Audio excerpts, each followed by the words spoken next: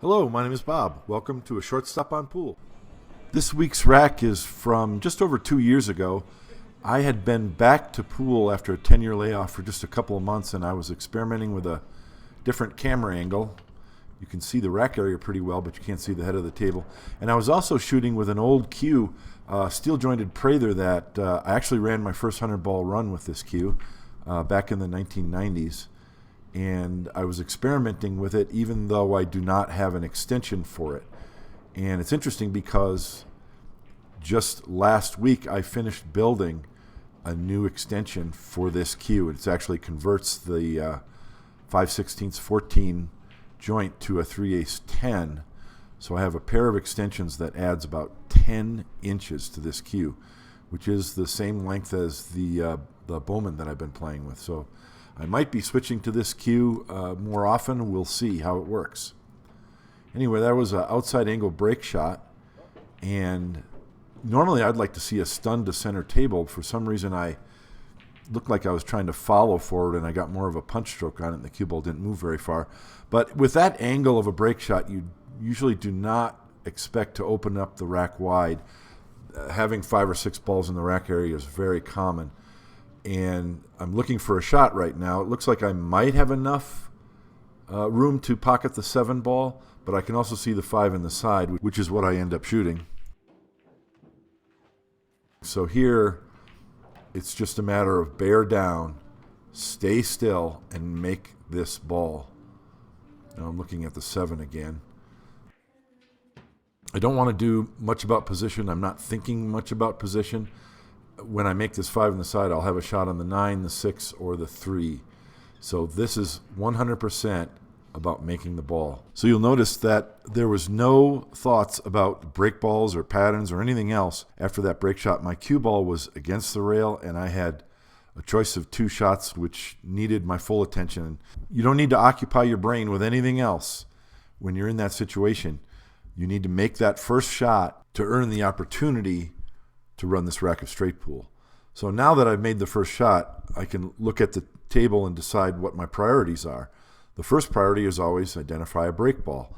Right now, I don't really have one. You can see there's nothing in the typical side of rack zones. The 3 ball might possibly be a break ball, but it's really high. So I'm thinking about how to get into those balls in the rack area and manufacture a break ball. And the first shot that I see is that a gentle nudge to the 8 on the right side will send the 14 to the left. That might be my best chance. I could also, some type of a carom off the 14 into the 11 might send it over to the other side. Additionally, if a cut shot, maybe the 9 ball or something, could bounce off the bottom rail and move the 15 into break ball position. So I have a few options, but I need to open up that cluster in the center of the table and make a break ball while doing so. And I need to do that immediately. If it takes 3 or 4 shots to set up for a shot to accomplish that goal, that's too long. It needs to be either on this shot right now, or I need to shoot a ball that sets me up for a shot that's going to open up that cluster right now. And so I ultimately decide to shoot the 6 ball. I want to stun the cue ball forward just a little bit so that I have an angle when cutting the 9 to bounce off the side rail and hopefully run into that 8 ball. And I feel that the 1 ball will be an insurance ball for this shot. Notice that the high English I need to use on this shot slows down the cue ball and makes kind of a curving path off that rail. It's really hard to judge, and that's why I end up hitting the 11 ball full, and the 14 doesn't move at all. I think if I had struck the 9 ball smoother, I would have controlled the cue ball more precisely, and I might have a 14 ball break shot to work with. But that's not what happens, so I need to deal with what the table gives me. So now I have a very easy shot on the 14 ball, but that doesn't help my situation any. The 14 ball's in the rack area, so it's still a potential break ball. But I decide to shoot the 1 ball and then use the 14 to run into the 8. A lot of good things can happen. If I hit the 8 ball high enough, I could knock the 10 off the bottom rail to a break ball. I could carom the 2 ball over to make a break ball.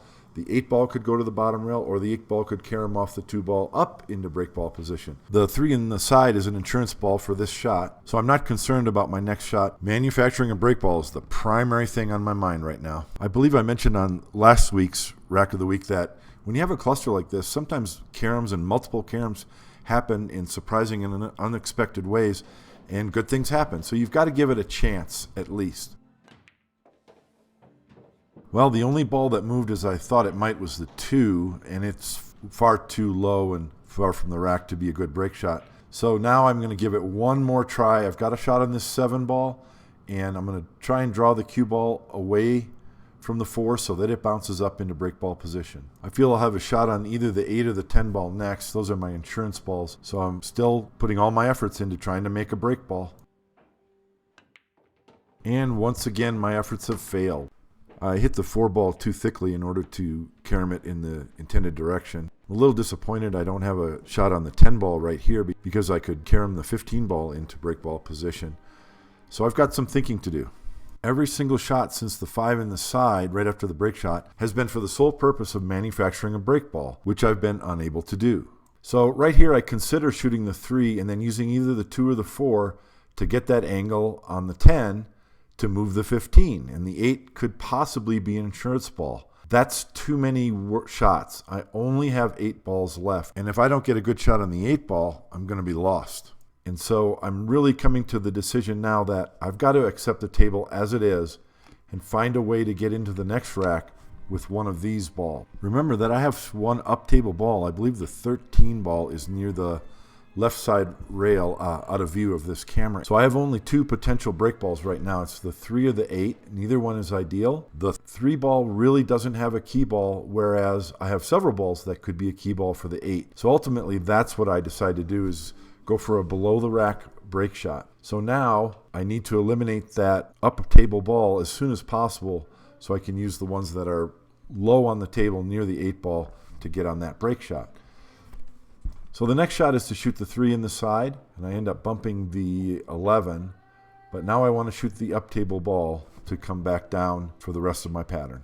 I hope it's obvious that I want to shoot the 11 after the up table ball. It's the highest on the table. I wouldn't want to shoot the 2 or the 4 or the 15 and come back around for the 11. What may not be real obvious though is that the 2 ball is probably the best K3 ball. In other words, that's the ball I want to use as the key ball for the 10, and the 10 is the key ball for the 8.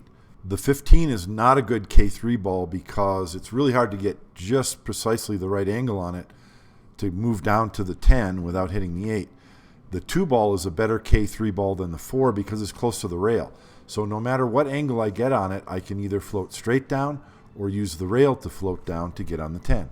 Now it might be possible to use the 15 as the key ball for my break shot, the 8. But I would have to go below the break shot to get the 10 ball and then come back above the break shot to get the 15 and use it to go back below the break shot again. So that's too much maneuvering of the cue ball. So it's best to use the 10 as the key ball for the 8 right here. Having decided to end the rack with 2, 10, 8, it makes sense to use the 15 to set up for the 2. Now you might think the 4 would be better because it's closer to the 2, but the 15's better because it's farther from the 2 and you have more options, and it's not so critical that you get just the right angle on the 4. So you see as I return from the up table ball, it's 13, 4, 15 to get on the 2. So as it is, I ended up 2 straight on the 2 ball. It would be difficult to go to the side rail. So I'm going to float forward towards the pocket. I don't want to hit the rail. I'm using the 8 ball as a speed gauge. I know that as long as my cue ball just comes past the height of the 8 above the rail, I'm going to be able to softly roll in the 10 and get on my break shot. So I think there were a couple of good lessons in that rack about when to try to improve your situation, try to manufacture a ball with insurance balls, and when's the time that you need to accept the table as it is and make the best of what you have. We'll go ahead and show the break shot into the next rack. I've got a below the rack break shot with an inside angle. Typically with an inside angle, you want to use inside English on the cue ball and send the cue ball 3 rails around the below the rack. But in this instance, because the break ball is so far from the rack, it's better to use outside English and send the cue ball to the side rail. Also, the break ball is on the far side of the rack, so I'm really only going to connect with the last 2 balls, the corner balls. You're not going to spread the rack wide open. You're just going to get some perimeter balls loose, and you just want to try and get the cue ball loose above the rack, kind of in center table.